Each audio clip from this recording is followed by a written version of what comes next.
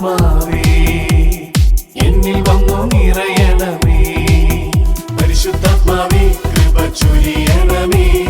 പരിശുദ്ധാത്മാവേ ശക്തി പകരണമേ. പരിശുദ്ധാത്മാവേ കൃപ ചൊരിയണമേ. പരിശുദ്ധാത്മാവേ ശക്തി പകരണമേ. കരങ്ങൾ കൂപ്പി ഈ ദിവ്യകാരുണ്യത്തിൽ സന്നിഹിതനായിരിക്കുന്ന കർത്താവിൻ്റെ സാന്നിധ്യം ഈ നിമിഷങ്ങളിൽ വിശ്വാസത്തിൽ ഏറ്റെടുത്തുകൊണ്ട് തമ്പുരാനെ എൻ്റെ മേൽ, എൻ്റെ കുടുംബത്തിൻ്റെ മേൽ, എൻ്റെ ജീവിത നിയോഗങ്ങളുടെ മേൽ കരുണയായിരിക്കണമേ എന്ന് പ്രാർത്ഥിക്കാം. ലോകമെമ്പാടും ഇരുന്ന് പ്രാർത്ഥിക്കുന്ന അനേകായിരങ്ങളുണ്ട്. ഈശോയെ, അവരെയും അവരുടെ പ്രാർത്ഥനകളെയും നിയോഗങ്ങളെല്ലാം ഈ നിമിഷം ചേർത്ത് വെച്ചുകൊണ്ട് ഞങ്ങൾ ഒരുമിച്ച് നിന്നെ ആരാധിച്ച് പ്രാർത്ഥിക്കുന്നു. പരിശുദ്ധ പരമ ദിവ്യകാരുണ്യനാഥനായ ഈശോയ്ക്ക് എന്നേരവും ആരാധനയും സ്തുതിയും വീഴ്ചയും ഉണ്ടായിരിക്കട്ടെ. സങ്കീർത്തനം 16-11 വചനം. സങ്കീർത്തനം 16-11. സങ്കീർത്തകൻ ഇങ്ങനെയാണ് പറയുന്നത്: അങ്ങ് എനിക്ക് ജീവൻ്റെ മാർഗം കാണിച്ചു തരുന്നു. അങ്ങയുടെ സന്നിധിയിൽ ആനന്ദത്തിൻ്റെ പൂർണ്ണതയുണ്ട്. അങ്ങയുടെ വലത് കൈയിൽ ശാശ്വതമായ സന്തോഷമുണ്ട്. പറയുകയാണ്, അങ്ങ് എനിക്ക് ജീവൻ്റെ മാർഗം കാണിച്ചു തരുന്നു. അനേകർക്ക് ജീവിക്കാനൊരു വഴിയില്ല എന്നുള്ള പ്രശ്നമാണ് അനേകർ അനുഭവിക്കുന്ന പ്രശ്നം. മുന്നോട്ട് പോകാൻ ഒരു വഴിയില്ല അച്ഛാ, എങ്ങനെ മുന്നോട്ട് പോകണമെന്നറിയില്ല.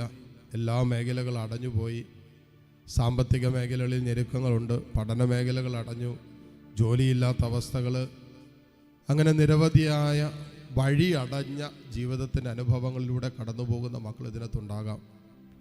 ഒരുപക്ഷെ വിദൂരങ്ങളിലും വിദേശ രാജ്യങ്ങളിലൊക്കെ ഇരുന്ന് വല്ലാതെ മനസ്സ് വേദനിച്ചും ഭാരപ്പെട്ടൊക്കെ തമ്പുരാനെ മുന്നോട്ട് പോകാൻ ഒരു വഴി തുറന്നു തരണമേ എന്നാഗ്രഹിച്ച് പ്രാർത്ഥിക്കുന്നവരുണ്ടാകാം. നാളുകളായി ഒരു വിസയ്ക്ക് ശ്രമിച്ചിട്ട്, ഒരു വിദേശ യാത്രയ്ക്ക് പരിശ്രമിച്ചിട്ട് ഒന്നും നടക്കാതെ എല്ലാ മേഖലകളിലും ബ്ലോക്കായിട്ട് നിൽക്കുന്നവരുണ്ടാകാം. ഒരു ഇൻ്റർവ്യൂ, പരീക്ഷ, ഇതൊക്കെയായി ബന്ധപ്പെട്ട് നിരന്തരമായ തടസ്സങ്ങളുള്ളവരുണ്ടാകാം. കർത്താവേ, ഈ മക്കൾ കടന്നു പോകുന്ന അവസ്ഥകളെ അങ്ങ് കാണുന്നുണ്ടല്ലോ. കർത്താവേ, ഈ മക്കൾക്ക് അങ്ങ് ജീവൻ്റെ മാർഗം കാണിച്ചു കൊടുക്കണമേ. മുന്നോട്ട് ജീവിക്കാനുള്ള വഴി തുറന്നു കൊടുക്കണമേ. അടഞ്ഞുപോയതെല്ലാം കർത്താവേ നിൻ്റെ പരിശുദ്ധ നാമത്തിൽ തുറന്നു കൊടുക്കണമെന്ന് പ്രാർത്ഥിക്കുന്നു. മുന്നോട്ട് പോകാൻ പറ്റാതെ തടസ്സങ്ങൾ കാരണം മനസ്സ് മുറിഞ്ഞും വേദനിച്ചും സങ്കടപ്പെട്ടും നിരാശപ്പെട്ടും ആകുലപ്പെട്ടും അസ്വസ്ഥപ്പെട്ടും കണ്ണുനീരോടെയൊക്കെ കടന്നു പോകുന്ന അനേകം മക്കളുണ്ട്.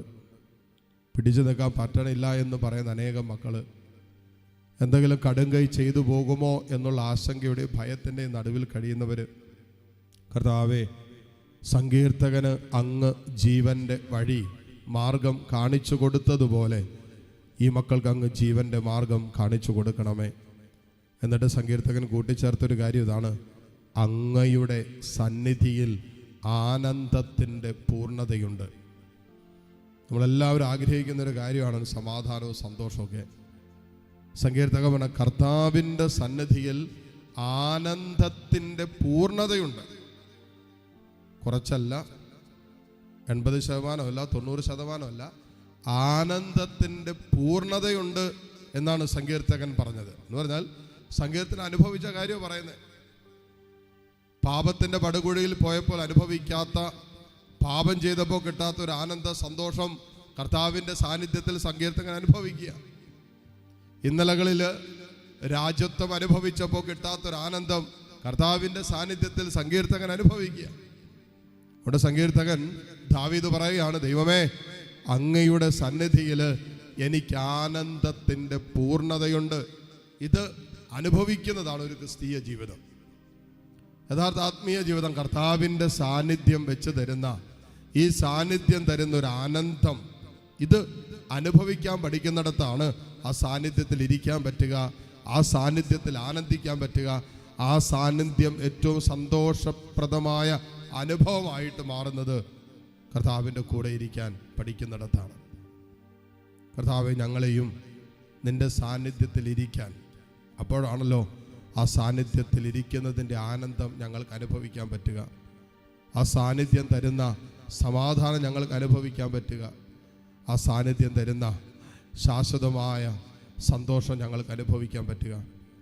കർത്താവെ, കൂട്ടായ്മയിൽ പ്രാർത്ഥിച്ചുകൊണ്ടിരിക്കുന്ന എല്ലാ മക്കളെയും നിൻ്റെ കാരുണ്യത്തിലേക്കും സ്നേഹത്തിലേക്കും ഇപ്പോൾ ചേർത്ത് വയ്ക്കുന്നു. ഈശോയെ, സമാധാനമില്ലാത്ത, സന്തോഷം നഷ്ടപ്പെട്ടു പോയ അനുഭവത്തിലൂടെ കടന്നു പോകുന്നവർ, കർത്താവെ, അല്ലാതെ ഞെരുങ്ങുന്നവർ, പ്രതീക്ഷയില്ലാത്തവർ, പ്രത്യാശ നഷ്ടപ്പെട്ടു പോയവർ, ഇവരെല്ലാം നീ ഈ നിമിഷം സന്തോഷത്തിൻ്റെ, സമാധാനത്തിൻ്റെ പൂർണ്ണതയിലേക്ക് നിൻ്റെ സാന്നിധ്യം കൊണ്ട് നീ കൈപിടിച്ചെഴുന്നേൽപ്പിക്കണമേ. കരങ്ങൾ തുറന്ന് യാചനാപൂർവ്വം പിടിക്കാം. നിങ്ങൾക്ക് ആവശ്യമായത് കർത്താവിനോട് ചോദിക്കാം. നിങ്ങൾക്ക് വേണ്ടത് ഈശോയോട് ചോദിക്കാം.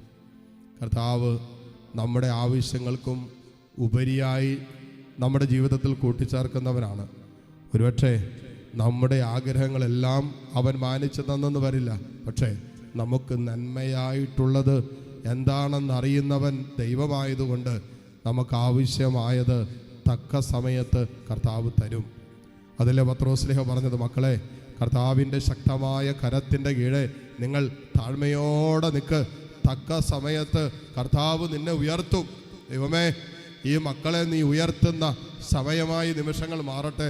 ഇവിടെ കുടുംബങ്ങളെ നീ കൈക്ക് പിടിച്ചെഴുന്നേൽപ്പിക്കുന്ന നിമിഷങ്ങളായി ഈ കരുണയുടെ നിമിഷങ്ങൾ മാറട്ടെ.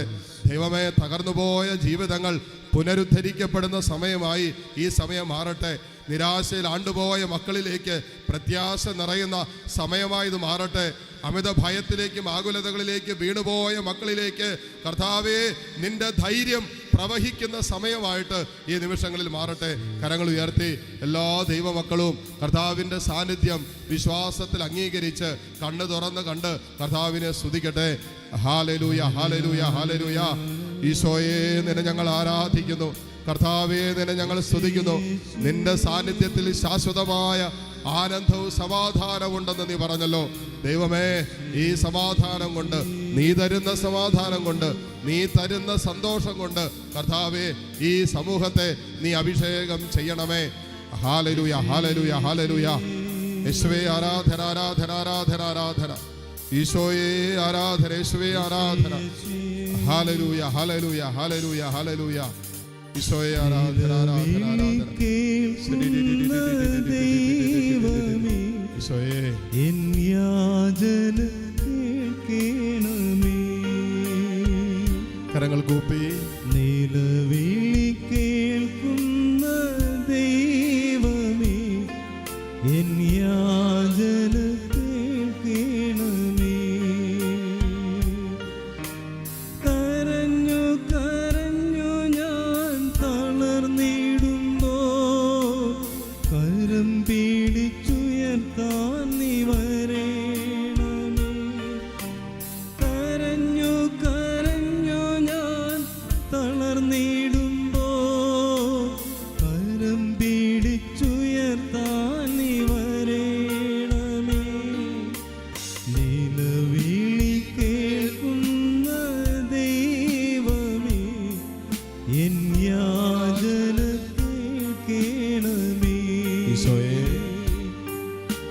നിലവിളി കേൾക്കുന്ന ദൈവമേ, എൻ യാചന കേൾക്കണമേ.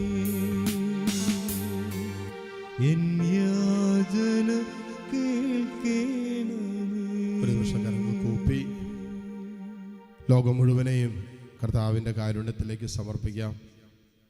ഈ നിമിഷങ്ങളിൽ നമ്മൾ ഒരുമിച്ച് കൂടി ലോകം മുഴുവനും വേണ്ടി പ്രാർത്ഥിക്കുന്ന സമയമാണ്. കർത്താവേ, ഈ ഭവനത്തിൽ നിന്നും ലോകം മുഴുവനും വേണ്ടി ഉയരുന്ന മധ്യസ്ഥ പ്രാർത്ഥനയുടെ സമയമാണ്. വേദനിച്ചും സങ്കടപ്പെട്ടും ഒക്കെ കഴിയുന്ന ഞങ്ങളുടെ സഹോദരങ്ങൾക്ക് വേണ്ടി ദൈവസന്നിധിയിൽ ഞങ്ങൾ കരങ്ങൾ ഉയർത്തുന്ന സമയമാണ്. ഇപ്പോൾ ഈ ആരാധനയോട് ചേർന്ന് പ്രാർത്ഥിക്കുന്നവർ, ഈ ഭവനത്തോട് ചേർന്ന് പ്രാർത്ഥനകൾ സമർപ്പിച്ചിട്ടുള്ളവർ, കർത്താവ് ഇപ്പോൾ ഈ ആരാധനയിൽ മെസ്സേജ് വഴി പ്രാർത്ഥനാ നിയോഗങ്ങൾ സമർപ്പിച്ചുകൊണ്ടിരിക്കുന്ന മക്കൾ, എല്ലാവരുടെയും നിയോഗങ്ങളെ കർത്താവെ നിൻ്റെ കാരുണ്യത്തിലേക്ക് ഉയർത്തി ഞങ്ങൾ ഒരുമിച്ച് പ്രാർത്ഥിക്കുന്നു.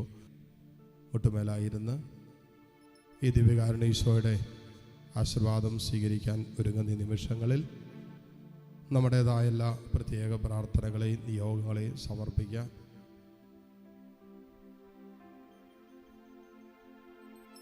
നമ്മുടെ കുടുംബത്തിൽ പ്രാർത്ഥന ആവശ്യമുള്ളവരെ നമുക്ക് ചേർത്ത് വയ്ക്കാം. നമ്മളോട് പ്രാർത്ഥന ചോദിച്ചിട്ടുള്ള അനേകം മക്കളുണ്ട്, അവർക്ക് വേണ്ടി പ്രാർത്ഥിക്കാം. പ്രത്യേകിച്ച് ഈ ദിവസങ്ങളിൽ പരീക്ഷയ്ക്ക് വേണ്ടി ഒരുങ്ങുന്ന നമ്മുടെ മക്കളെ പ്രത്യേകം കർത്താവിൻ്റെ കാരുണ്യത്തിലേക്ക് സമർപ്പിക്കാം. നമ്മുടെ എല്ലാ നിയോഗങ്ങളെയും ദൈവസന്നിധിയിലേക്ക് ഉയർത്തി കർത്താവിനെ സ്തുതിച്ചുകൊണ്ട് ഈശോയുടെ ആശീർവാദം നമുക്കിപ്പോൾ സ്വീകരിക്കാം. ഹല്ലേലൂയ, ഹല്ലേലൂയ, ഹല്ലേലൂയ.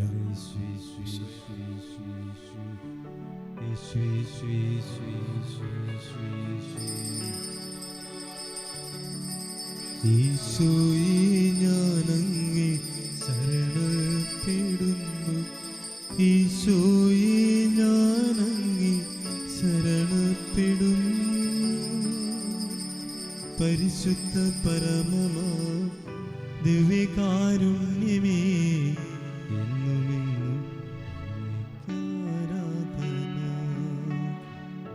എന്നുമെന്നും